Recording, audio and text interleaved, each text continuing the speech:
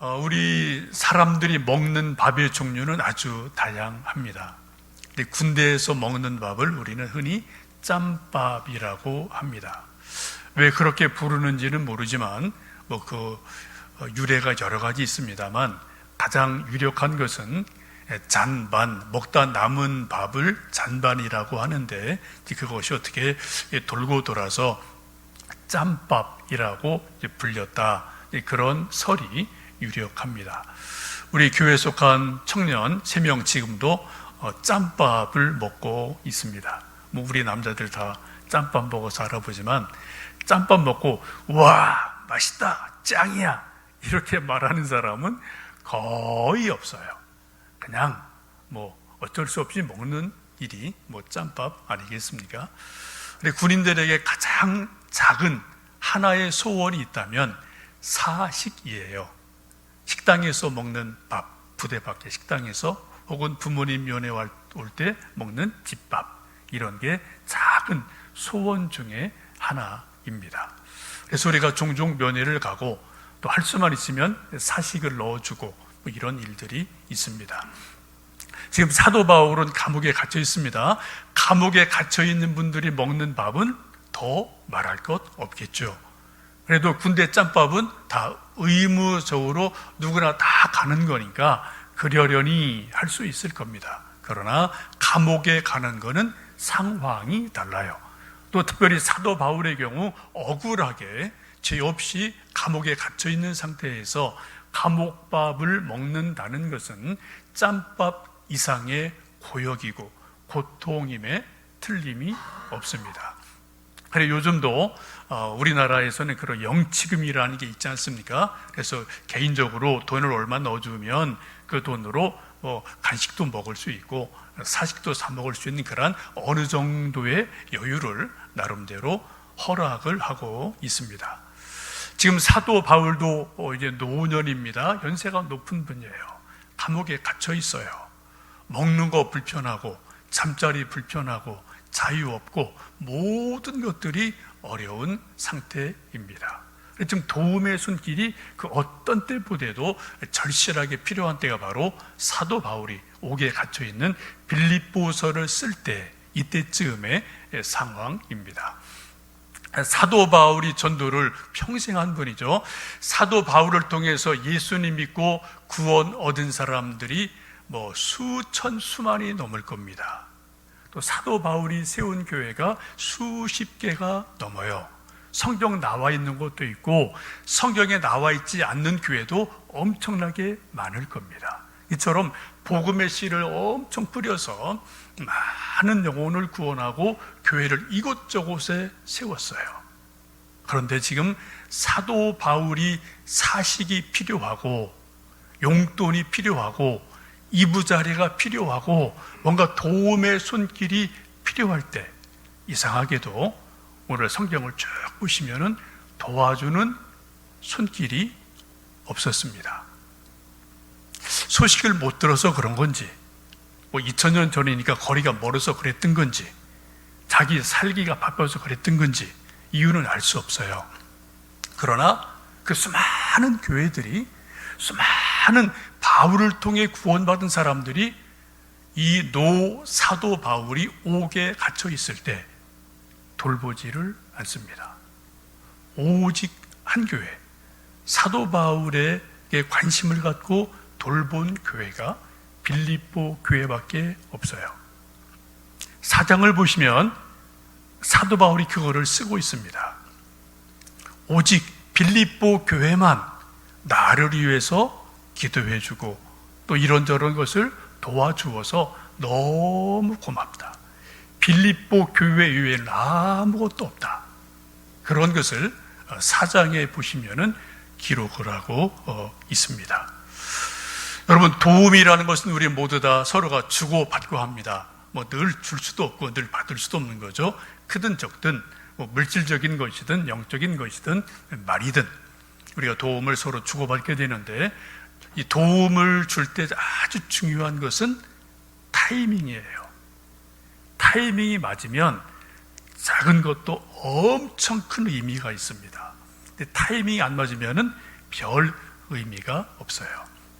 여러분 모두 경험하시는 것처럼 배부른데 또 누가 그냥 번개팅해서 오늘 내 좋은 일 있으니까 밥 먹읍시다.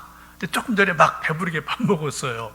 그 전화 고맙지만 그렇게 달갑지 않습니다. 그러나 내가 배고프고 추울 때, 정말 먹을 것이 없어 힘들 때 누군가가 나에게 따뜻한 밥 한 그릇을 사준 것은 큰 감동이 되고 평생 잊지 못할 고마운 일이 되지 않겠습니까? 여러분도 그러한 경험들이 이렇게 저렇게 나름대로 있으실 겁니다. 지금 코로나로 개인도 어렵고 나라도 어렵고 회사도 어렵고 교회도 어렵고 안 어려운 사람 천에 만에 한두 사람 빼놓고는 다 지금 어려운 시대를 우리는 살고 있습니다. 이 어려운 시대에 대부분 도움을 받는 형편이겠지만 그래도 혹시 여러분 중에 조금 도울 수 있는 여력이 있는 분이 계시다면 예수님의 이름으로 누군가를 조금이라도 도울 수 있는 것은 아름다운 일임에 틀림이 없습니다. 오른손이 한 것을 왼손이 모르게 예수님 말씀처럼 돕는다면 주님께서는 그것을 기억하시고 하나님 나라의 상급으로 쌓아주시고 또 이 땅에서 더 좋은 것으로 채워 주실 줄로 믿습니다. 지금도 가끔 국민일보나 이런 데 보면은 믿음의 사람들이 나름대로 여유 있는 분들이겠죠. 이제 큰 상가 갖고 이런 분들이 이제 다들 지금 어려우니까 월세를 몇 달 안 받는 그런 미담 이런 것들이 종종 소개되는 것도 여러분 보실 수 있을 거예요. 물론 이것은 할 수 있는 형편이 되어야 하는 거지 없는데 할 수는 없는 거죠. 그래도 할 수 있는 형편이 되어도 마음이 없으면 이건 또 못하는 거거든요. 그래, 마음이 있어야 되고요. 예수님의 마음이 있어야 되고요. 또한 그런 형편이 실제적으로 있어야 될 줄 압니다. 엊그제 금요일 날 제가 전에 있던 교회에서 한 20년 전에 만났던 권사님인데 전화를 하셨어요. 남편은 이제 서울대 교수로 오래전에 정년 은퇴하신 분이고 이제 권사님이 계시는데 이제 전화를 하셔서 요즘 좀 어떻게 지내세요? 다들 힘들고 그렇죠. 권사님 좀 어떠십니까? 좀 연세 있어요. 좀 건강도 좀 이렇게 좀 좋지 않으신 분이에요. 이런저런 이제 안부를 이제 서로 좀 통화를 하고, 웬일로 전화하셨습니까? 이제 이렇게 좀 여쭤봤더니 이제 전화한 내용을 말씀을 이렇게 하셨어요. 이제 어제 이렇게 토요일 날이 이제 그 권사님 결혼 50주년 되는 이제 날이었답니다. 그래서 이제 제자들도 많고 자녀들도 있으니까 결혼 50주년이면은 나름대로 의미가 있는 날이니까 좀 잔치도 할 수 있고 좀 이런저런 행사도 하려고 이제 얼마 전부터 고민을 하고 생각을 했는데 이제 코로나라는 상황 때문에 잔치를 하기도 이게 참 마땅치도 않고 또 그냥 지나가기도 뭐하고 이렇게 저렇게 며칠 기도하고 생각을 하다 이제 제가 생각이 났대요. 저희 교회 창립 때도 이제 한두 번 오셨던 분입니다.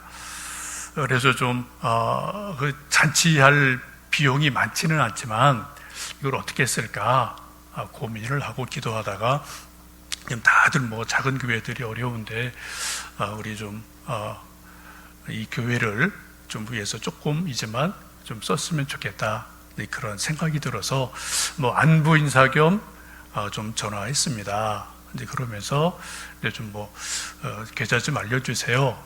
그래서 좀 제가 됐습니다라고 사양했지만 그분이 계속 말씀을 하셔서 이제 좀 알려드렸어요. 액수는 얼마인지 모르겠지만 하여튼 그 마음이 너무 저는 감사하더라고요.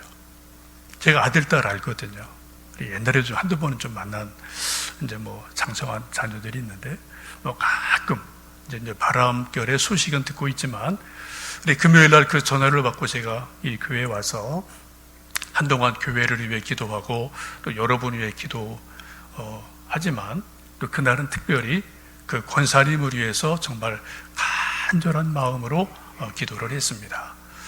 하나님, 제가 도와드릴 게 뭐가 있겠습니까? 제가 뭐 그분에게 해드릴 게 뭐가 있겠어요? 하나님께서 그 귀한 마음을 기억해 주시고 저는 갚아드릴 것이 없으니 하나님의 은혜로, 하나님의 능력으로 30배, 60배, 100배 그 가정의 자녀들에게 하나님이 주실 복을 주시면 좋겠습니다. 그런 기도를 전화를 받고 간절히 드린 일이 엊그제 있었습니다. 지금 사도 바울이 로마 감옥에 갇혀 있습니다. 수많은 사람이 바울을 통해서 구원을 얻었어요. 수많은 교회가 세워졌어요. 지금 사도 바울이 꼼짝 못하게 옥에 갇혀 있습니다. 근데 도와주는 손길이 아무도 없어요. 유일하게 빌립보 교회만 사도 바울을 생각하고 기도하고 도와주었다. 실질적으로 도와줬다는 거예요. 이제 빌립보 교회에서 바울을 위해서 기도하고 또 사도 바울에게 뭐 사식이라도 사드리도록 조금 뭐 연보를 하고 헌금을 하고 또 뭐 이부자리고 뭐 이런 뭐 소소한 물품들이 필요할 터이니까 이걸 다 모으지 않았겠습니까? 근데 요즘도 빌립보에서 로마가 가까운 거리가 아닙니다. 2000년에 저렇게 먼 거리를 많은 돈을 가지고 또 이런저런 물건을 가지고 걸어서 배를 타고 또 이렇게 저렇게 몇 날 며칠이 걸릴지 모르는 저 먼 곳을 빌립보에서 로마까지 가서 바울에게 돈과 물건과 나름대로 어떤 뭐 이런저런 것들이 있겠죠. 이것을 전달을 해 주어야만 합니다. 근데 이 일을 한 사람이 누구냐? 바로 오늘 본문에 나오는 에바브로디도라는 사람입니다. 이 사람은 성경에서 딱 한 번 오늘 읽은 이 본문에만 나와요. 빌립보 교회도 나름대로 많은 성도들이 있었겠죠. 수백여 명은 되겠죠. 그 당시에라도. 그래서 많은 성도들이 있는데 이 많은 성도들 가운데 이 일을 책임지고 할 수 있는 사람, 건강한 사람, 믿음의 사람, 이것을 지혜롭고 안전하게 이 먼 거리를 지나서 바울에게 전달해 줄 사람. 또 중요한 것은 먹튀라는 게 있거든요. 옛날이나 지금이나 중간에 뭐 슬쩍 다른 길로 세면이고 그 당시 그걸 어떻게 잡겠습니까? 중간에 뺑손이 튀지 않을 사람, 먹튀하지 않을 사람, 이런 정말 신뢰할 만한 사람을 추천을 받고 추천을 받아서 그렇게 추천된 사람이 에바브로디도라는 사람입니다. 그래서 이 사람이 이 먼 거리를 가서 사도 바울에게 빌립보 교회의 사랑을 전달하는 일이 있게 됩니다. 그래서 이 사도 바울이 이 에바브로디도를 만나고 그런 귀한 것들을 다 전달받고 감사한 마음으로 편지 쓰는 내용들이 이 빌립보서에 나오게 되죠. 이 에바브로디도를 사도 바울은 오늘 본문의 말씀을 보시면 네 가지로 크게 칭찬을 하고 있습니다. 말씀 보시면은 그는 나의 형제요 함께 수고하고 함께 군사된 자다. 나의 형제다. 함께 수고하고 예수님의 군사된 예수님의 군사다. 또 너희의 사자로 나를 돕는 고마운 사람이다. 또 30절 보시면은 그리스도의 일을 위해 죽기까지 이르러도 자기 목숨을 돌보지 않은 사람이다 라고 여러 가지로 사도 바울이 이 에바브로디도라는 사람을 정말 고마워하고 칭찬하는 내용이 몇 가지 본문에 나와 있습니다. 특별히 30절 말씀 보시면 목숨을 돌보지 않았다라는 말씀이 나오는데 그 말의 헬라어는 파라블루이스다이라고 이제 하는데요. 이것은 그 뜻을 문자적으로 보면은 곁으로 던진다, 이렇게 던진다는 거예요. 요거는 이제 도박할 때 쓰던 용어입니다. 주사위를 던진다 할 때 요 단어를 쓰는 단어라고 합니다. 옛날이나 지금이나 뭐 도박 종류가 많죠. 마작도 있고 빠찡코도 있고 하트도 있지만 가장 흔하고 보편적인 거는 주사위예요. 주사위 던져서 뭐 숫자 많이 나오는 거, 적게 나오는 거, 이런 데 놓고 막 흔들어서 숫자 어떻게 나오는 거, 이런 거 가지고 뭐 돈을 걸고, 어떤 사람은 자기 집을 걸고, 어떤 사람은 땅 문서를 걸고, 이 도박이 참 무서운 거잖아요.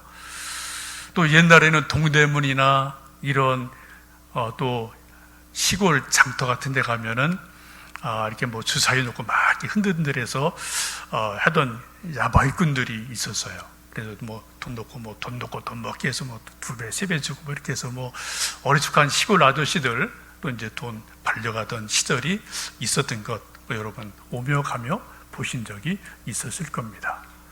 지금 에바브로디도가 단 하나뿐인 자기의 목숨을 사도 바울을 위해서 던졌다. 예수님을 위해서 던졌다. 라고 지금 사도 바울이 고마워하면서 에바브로디도가 그 목숨을 던졌다. 라고 말씀하고 있습니다. 여러분, 우리 모두는 무엇에겐가 우리 인생을 던집니다. 우리 생명을 던질 때가 있어요. 어떨 때 부모들은 자식을 위해서 기꺼이 자기 몸을, 자기 목숨을 던질 때가 있죠. 또 뭐 이런저런 상황들이 나름대로 있을 겁니다. 여러분, 지금까지 여러분 한 번뿐인 인생을, 또 생명을 여러분 무엇을 위해 정말 던졌다, 올인했다 라고 할 만한 그러한 일들이 무엇이 있었는지 한번 생각해 보시면 좋겠습니다. 여러분, 또 앞으로 우리 남은 생애를 살아갈 때 단 하나뿐인 우리의 생명, 우리 목숨을 무엇을 위해 혹 던질 기회가 있다면 어떻게 던지시려고 생각해 보신 적은 있으신지요? 세상에 많은 사람들은 돈을 위해 목숨을 던질 때가 있어요. 권력을 위해 목숨을 던질 때가 있습니다. 나름대로 그분에게 이렇게 최선이고 의미가 있겠죠. 그러나 여러 가지 역사를 보고 뉴스를 보면은 돈을 위해 목숨을 던지고 권력 위해 목숨 던졌던 분들의 끝이 그렇게 좋지 않다, 참 좋았다, 이런 분들은 뭐 거의 없을 정도로 참 이게 쉽지 않다, 이런 우리가 너무나 뭐 역사적으로 현실적으로 보고 있지 않습니까? 혹 우리가 예수님 위해서 목숨을 던지고 목을 던진다면 그것은 그때 볼 때 사람들에게 혹은 내 자신에게도 한참 어리석은 일이다, 그거는 이득이 없는 일이지 라고 생각할지 모르겠습니다. 또 종종 고난이 오고 어려움이 있을지도 모르겠습니다. 그러나 분명한 것은 예수님 위해서 목숨을 던지면 예수님이 그것을 기억하셔요. 과정에서 고난이 있고 어려움이 있겠습니다만, 그러나 그 영혼이 온전한 구원을 이루고 천국의 백성이 되고 천국에서 또 이 땅에서 하나님 주시는 복을 누리게 되는 줄로 믿습니다. 지금 에바브로디도가 자기의 목숨을 주님을 위해서, 바울을 위해서 던졌다라고 지금 사도 바울이 칭찬하며 고마운 마음을 표하고 있습니다. 그런데 이 에바브로디도에게 문제가 생겼어요.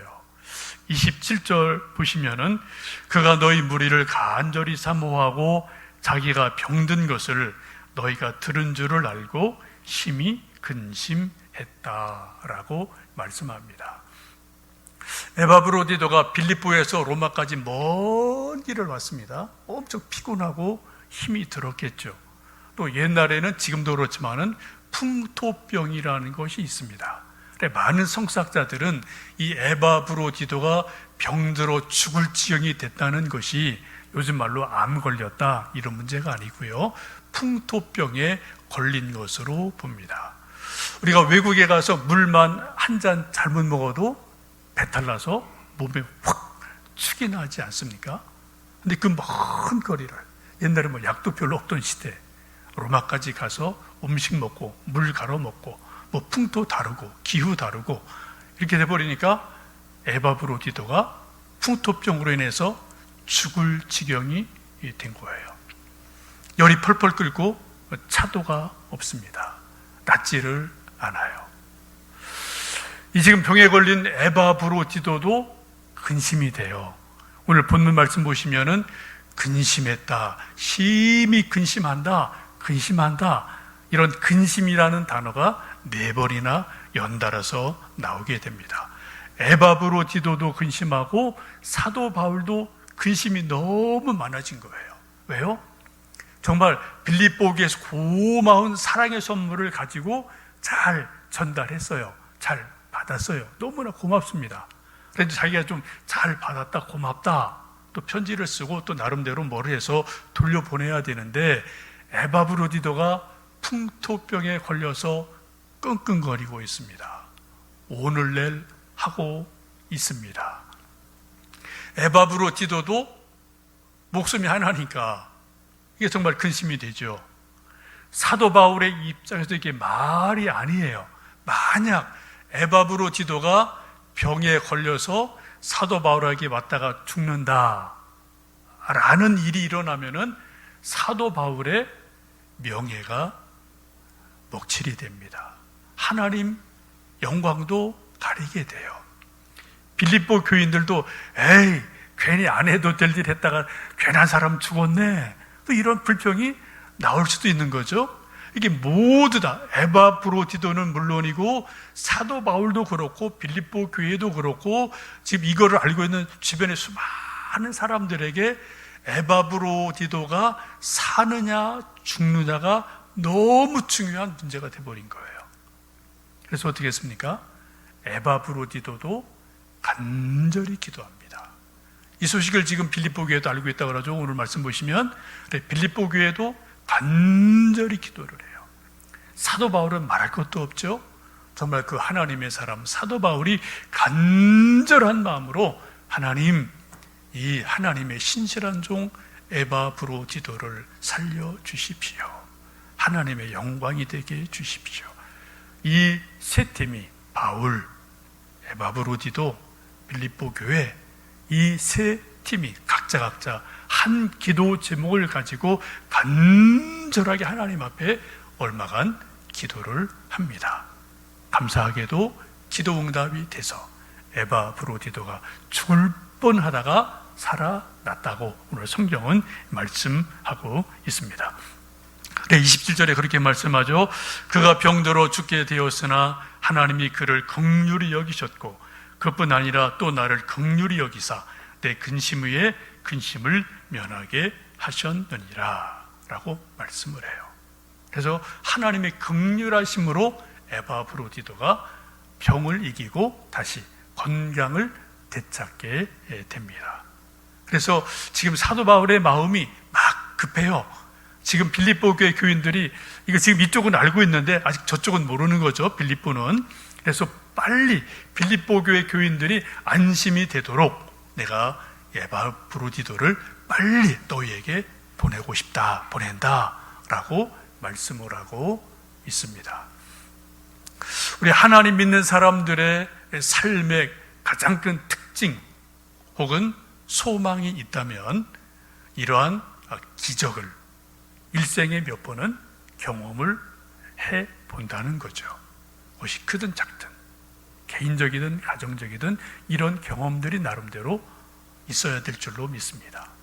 기도 응답의 간증, 기도 응답의 체험, 이런 것들이 뭔가 있을 때 우리가 어려운 일을 당하고 고난을 당하지만 능히도 그것을 이기게 하실 줄로 믿습니다.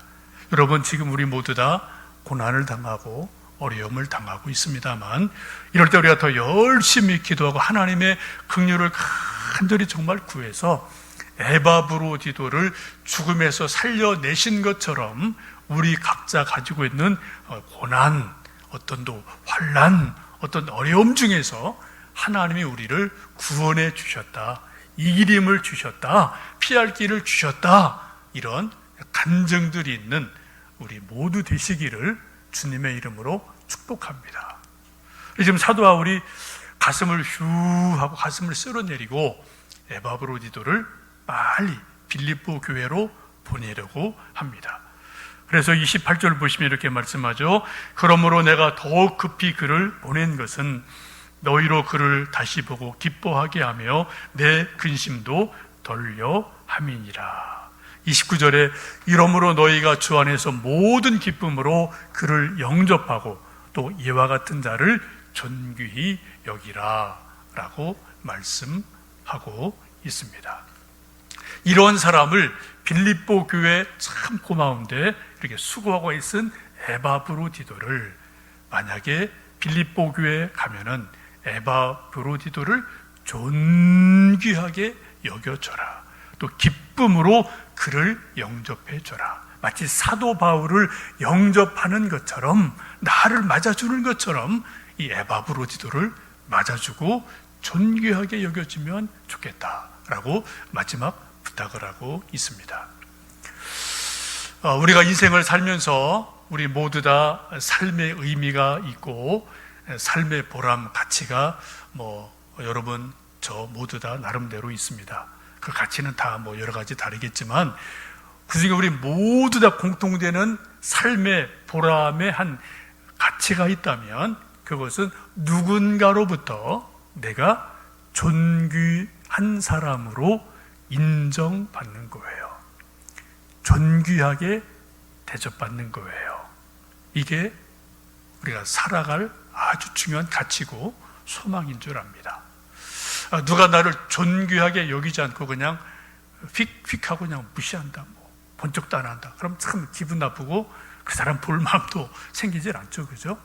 근데 비록 내가 좀 부족하고 연약해도 나를 정말 님 보듯이 반가워하고 존귀하게 여겨주면은 그 사람을 더 또 존귀하게 여기고 또 사랑하는 마음이 생기지 않겠습니까? 근데 이게 참 쉽지가 않아요. 인생을 살다 보면, 그죠? 가족 간에도 이게 쉽지 않고 교인 간에도 쉽지 않고 회사에서도 쉽지 않습니다. 여러분 사장님이라고 다 직원들한테 존귀하게 대접받나요? 아니요. 여러분 다 아시잖아요, 그죠? 뒤에서 이런 말 저런 말이 얼마나 많습니까? 대통령이 다 존귀하게 여김받나요? 아니요. 뒤에서 이런저런 말이 얼마나 많습니까? 목사가 다 존귀함 받나요? 아니요. 장로가 다 존귀함 받나요? 아니요. 여러분 아버지가 다 자식들한테 존귀함 받습니까? 엄마가 다 자식들한테 존귀함 받습니까? 그거 쉬운 일이 결코 아니거든요. 그게 마땅한데 그게 쉬운 일이 정말 아니란 말입니다. 그 이유는 여러 가지 있겠죠. 그러나 분명한 것은 우리가 인생을 살면서 누군가로부터 존귀한 사람으로 인정받고 대접받는 것, 이게 정말로 우리 삶의 아주 중요한 가치이고 보람임에 틀림이 없습니다.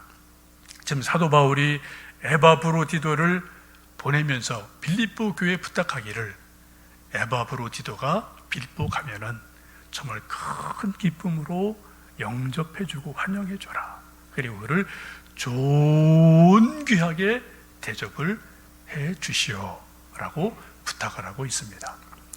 이제 곧 우리가 추석을 맞이합니다. 코로나로 고향 가기 힘들어진 형편이고 또 이제 왕래하기 힘들어진 형편입니다만 그래도 전화든 만남이든 오고 가는 일들이 있겠죠. 근데 여러분 오랜만에 만나는 우리 사랑하는 가족들, 부모님이나 또 형제들, 또 우리 친지들 꼭 만나면은 여러분 예수님 말씀이 그거예요. 남에게 대접받기 전에 뭐 하라고요? 먼저 대접하라. 이게 황금률이에요. 우리는 네가 먼저 나 대접하면 나도 해줄게. 이게 보통 사람들의 마음입니다. 세상의 인심이 그래요. 예수님의 말씀은 아니, 네가 먼저 대접해라.